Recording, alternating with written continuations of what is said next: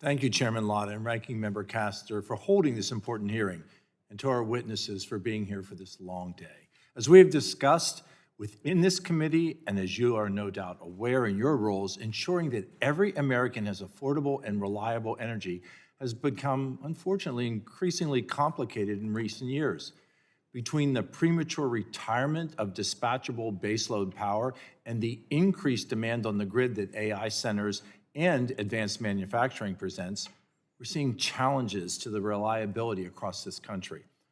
When you consider all these factors and add in extreme weather, like we're experiencing over the past week, this puts even more pressure on the grid.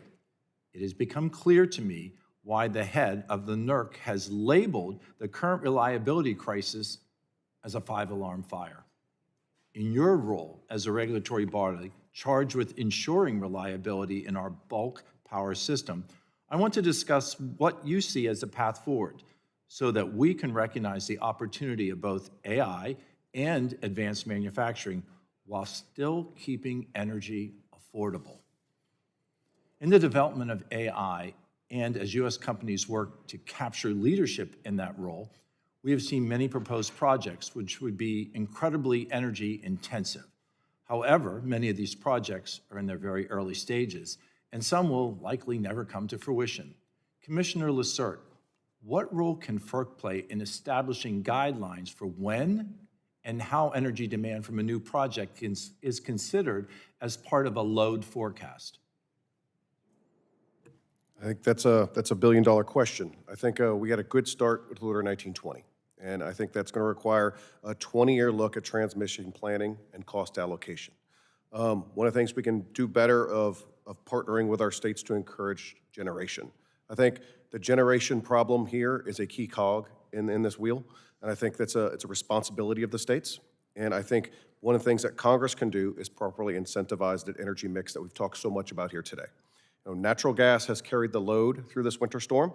I think natural gas is plentiful, and we are geologically blessed across our country. I think that we need more capacity to drive those natural gas pipelines forward, to put steel in the ground, to power our generators, to power industry, and to come forward with a real modernization of our grid. I think a diverse grid is important, a proper energy mix is important, but baseload power is carrying the day now more than ever here in our country. We need to properly incentivize it.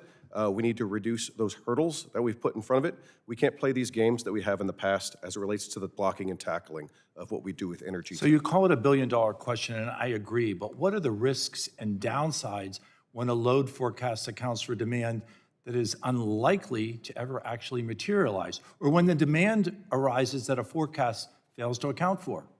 Absolutely. I think, as our colleagues have stated here today, when that load forecast is inaccurate, two things are going to happen. On the downside, if it's too high, the consumers are going to pay the bill. And you see that. I think we need better forecasting, we need better data. I think we have a better consensus on what those load forecasts are going to be so they can properly plan. Without the forecast being accurate, we're always going to miss our mark.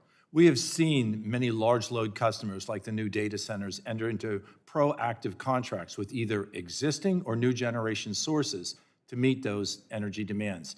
This provides predictability both for the grid and for the generator, especially as it relates to agreements between large loads and existing manufacturers.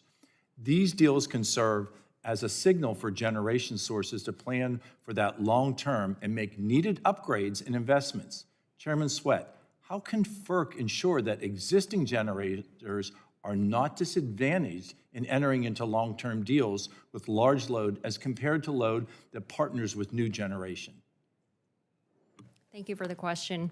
As Congress has instructed us, we have to do everything in a non-discriminatory manner. So that includes looking at existing generation and new generation in the same way. So if those agreements come before us, then we will consider the merits of all of them and ensure that we have a just and reasonable result. I have one additional question. I respect your time for being here today. I will submit that as a question for review. Again, I thank you for your intellect. I thank you for your thoughtfulness, and I thank you for your leadership in what and I come from an energy-rich section of Pennsylvania with great resources of Marcellus Shale. I thank you for recognizing that. And with that, Mr. Chairman, I yield. The gentleman yields.